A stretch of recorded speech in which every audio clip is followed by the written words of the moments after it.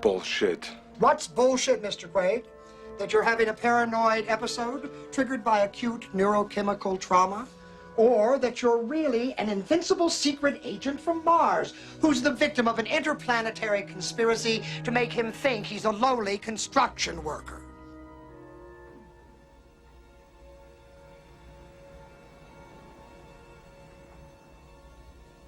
Stop punishing yourself, Doc. You're a fine, upstanding man. You have a beautiful wife that loves you. Swallow this.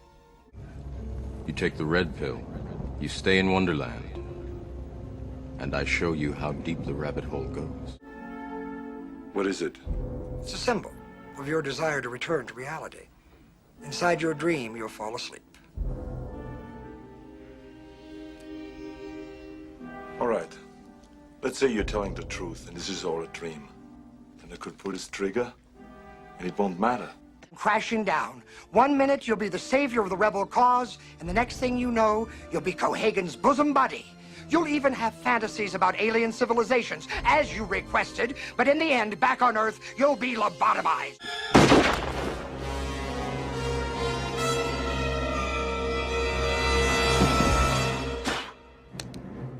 Now you've done it.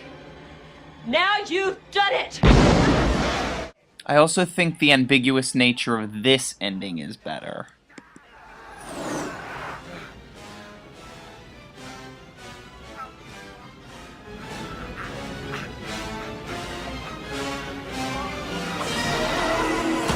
It's the chance to build cathedrals, entire cities, things that never existed, things that couldn't exist in the real world.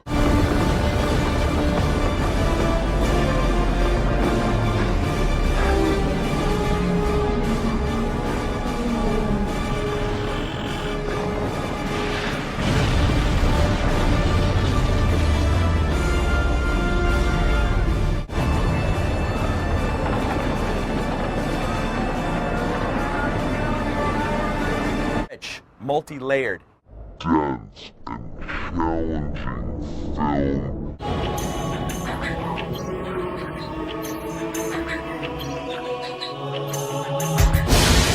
Rosebud. This one is still warm. What is it? Okay, let's assume you've never heard of this film before, and as much more of a stretch of the imagination, you've never seen it before.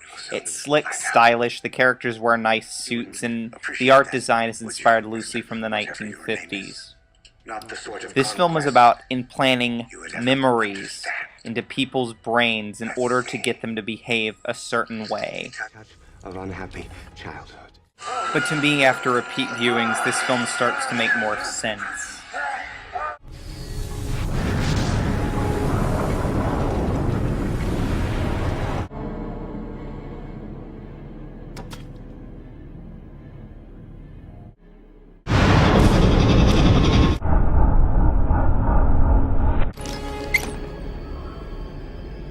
A step further. He wants Inception.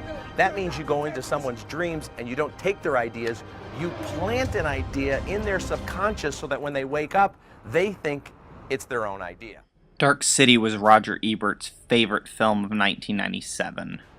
Inception is Richard Roeper's favorite film of 2010. This film also borrows and homages from, like, Raymond Chandler pictures and also German Expressionism, as mentioned earlier.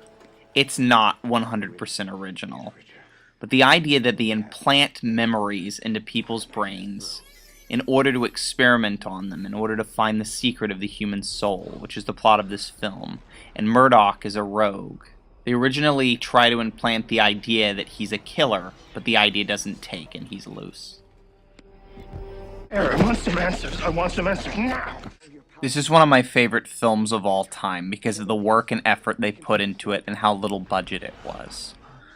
But that's not the point. I have one thing I'm fixing to point out, and it's a big one. If you've never seen this film before, take about a minute out of this review, or fast forward a minute, because I'm fixing to spoil the ending.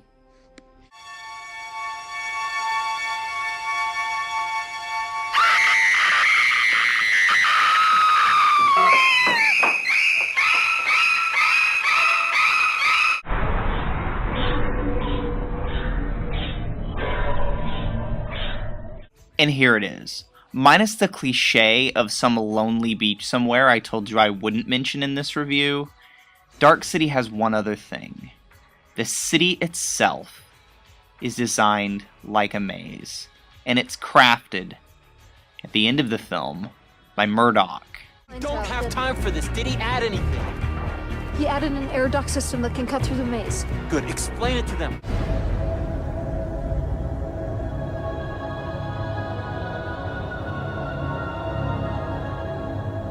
It's the chance to build cathedrals, entire cities, things that never existed, things that couldn't exist in the real world. That was a big one. But why? To be myself again. You are what you do. A man is defined by his action, not his memory. Jump style editing and a bizarre story are fine when in the hands of a master craftsman. And I do believe that Christopher Nolan is a master craftsman. But he's not an original. He's standing on the shoulders of about a century worth of giants. Christopher Nolan and his team of craftsmen, and I do mean craftsmen, put a tremendous amount of work into this film. But to me, it's artistic still life. I love the vibe of the film, I love the style of the film, I love the score. I'm just picking on it because the word originality was used, and it's simply not true.